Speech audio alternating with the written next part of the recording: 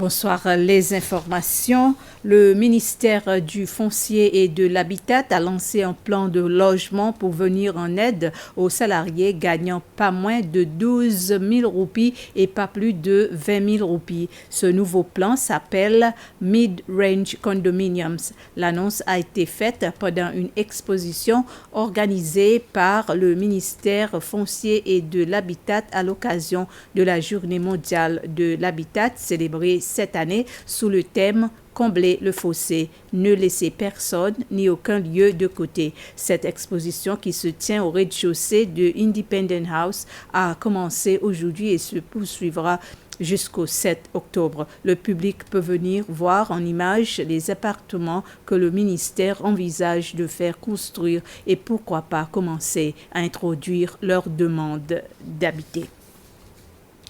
Le conseil d'administration de la Banque centrale a décidé du maintien du taux d'intérêt de la politique monétaire à 2% pour ce dernier trimestre. L'annonce a été faite par la gouverneure de la Banque centrale, Caroline Abel, au cours d'une conférence de presse ce matin au Centre international des conférences. Mademoiselle Abel a expliqué que les performances positives de l'industrie du tourisme ainsi que la réduction des contraintes liées à la production au niveau mondial ont aidé à supporter l'activité économique. Elle a dit que toutefois l'évolution du conflit entre la Russie et l'Ukraine continue d'être des freins à la récupération de l'économie domestique.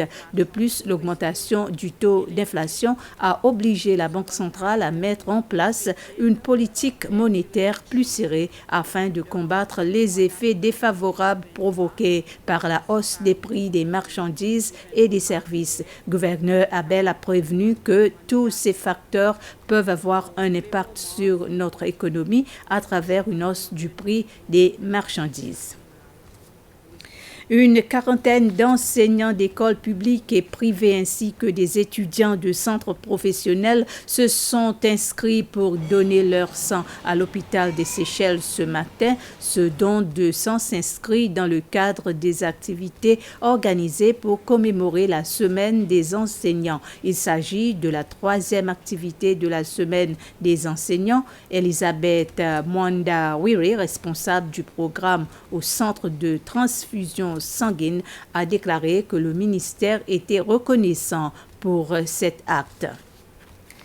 La nouvelle ambassadrice de la Roumanie, Monica Cecilia Sitaru, et le nouveau haut-commissaire de Chypre, Andrias Nikolaïdis, aux Seychelles, ont présenté leur lettre de créance au président Ramkalawan ce matin à State House. Leurs discussions ont été centrées sur les possibilités de renforcement de la coopération entre leurs pays respectifs et les Seychelles. Tapis rouge est d'honneur et accueil chaleureux pour Olivia Berkeley-Christman à l'occasion de sa première visite à State House. Reçue par le président Wavel Ramkalawan, auquel elle remet, comme le veut l'usage, ses lettres de créance, la nouvelle ambassadrice plénipotentiaire de France aux Seychelles échange ensuite avec le chef de l'État, mais aussi avec le ministre des Affaires étrangères. Un moment toujours particulier pour les ambassadeurs fraîchement nommés, car c'est à cet instant que leur mandat commence réellement. Pour Olivia Berkeley-Christman, l'histoire ne commence pas sur une feuille blanche. Sa priorité est de s'inscrire dans les pas de ses prédécesseurs. Je crois que la relation est excellente et tout ça est le fruit justement du travail, l'œuvre de mes prédécesseurs, notamment de mon prédécesseur dont je salue le travail avec toute l'équipe France. Et donc je suis ravie de découvrir ici une équipe motivée à continuer à œuvrer pour cette excellence des relations et là encore pour la développer davantage, notamment sur la coopération régionale par exemple. Marquée par 250 ans d'histoire, mais aussi par la proximité géographique des départements français de Mayotte et de la Réunion.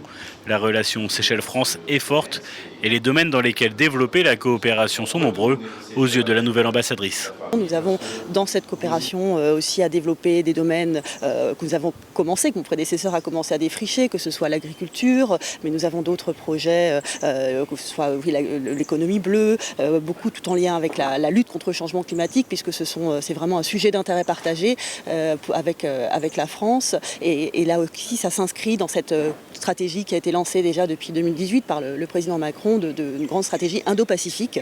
Et donc les Seychelles, la relation franco-séchelloise s'inscrit pleinement dans ce partenariat. Dans les pas d'Olivier Berkeley-Christman au protocole, la nouvelle ambassadrice de Roumanie, puis le nouveau haut-commissaire chypriote ont eux aussi rencontré ce matin un président de la République séchelloise dont la matinée était clairement consacrée aux relations avec les membres de l'Union européenne. Ainsi s'achève ce flash d'information. Merci de votre attention et bonsoir.